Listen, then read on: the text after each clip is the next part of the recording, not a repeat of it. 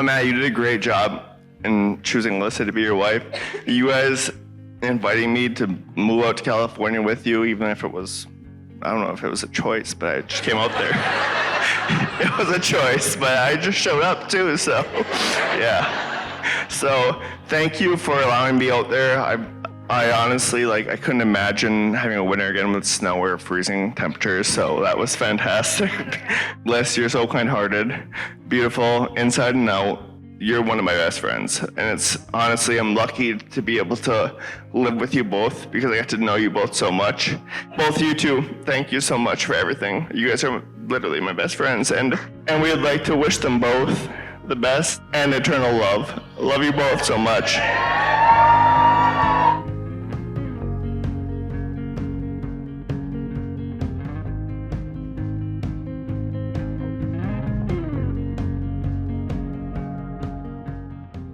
So when writing the speech, we decided that we needed it to be on the shorter side because you might not know this, but Liz is one of those people who has so much love and emotion to give that she ends up making those around her feel so full of love and extremely emotional.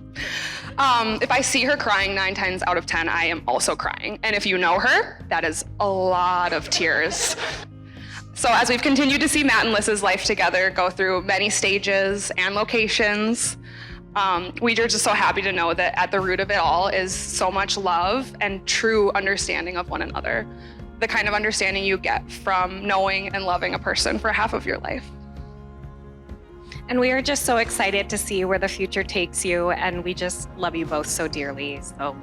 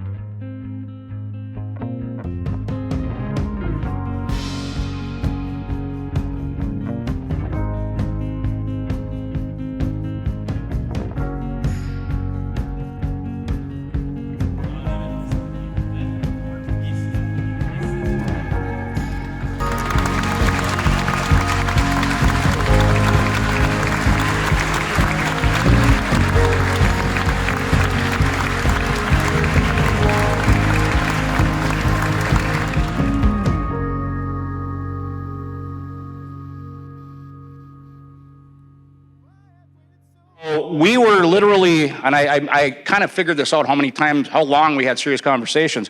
So we were together for about 13 months in COVID. It was about 3 nights a week that we watched sporting events, and I'm figuring about 2.5 hours per event. That's pretty realistic. And then me and him, so when I went through all that, I figured over 13 months, we probably had at least 25 minutes of serious conversation. Now, that being said, here's what I learned in those 25 minutes. These two truly do love each other, and they know their strengths and weaknesses. They know relationships aren't always rainbows and unicorns, and they know that the key is going to be communication. As a father, that makes me feel pretty good. I'm going to close this thing, and I appreciate your attention, but I saw this actually somewhere on social media, and I just thought it was so perfect. It said, if you see a married couple still in love through the years, you may think how lucky they are. But in a marital relationship, there's no such thing as luck. They made compromises, they overlooked each other's faults, they forgave many mistakes, and they endured many problems. They spent years learning to understand one another. Love has never been a matter of luck. It's mutual giving, compromise, shared dreams, care, respect, mercy, and patience.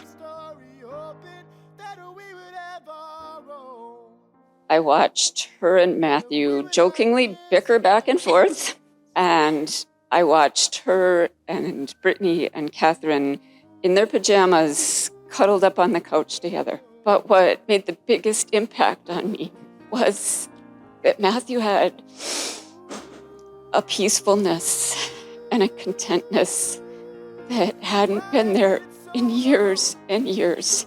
And at that point, I realized he was absolutely right.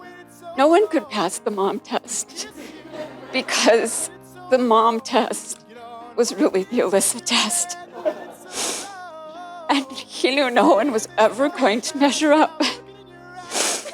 Alyssa, you were the only one who could pass the mom test and the sister test, and most importantly, the Matthew test. I don't wish that you had met in college anymore.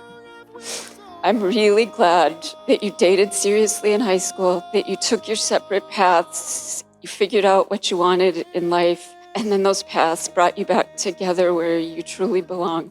I feel blessed that you are now officially a part of this family, and I'm most grateful that I get to call you my daughter-in-law.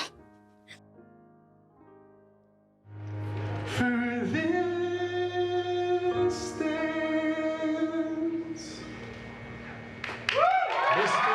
and Mrs. Matthew and Alyssa Torville.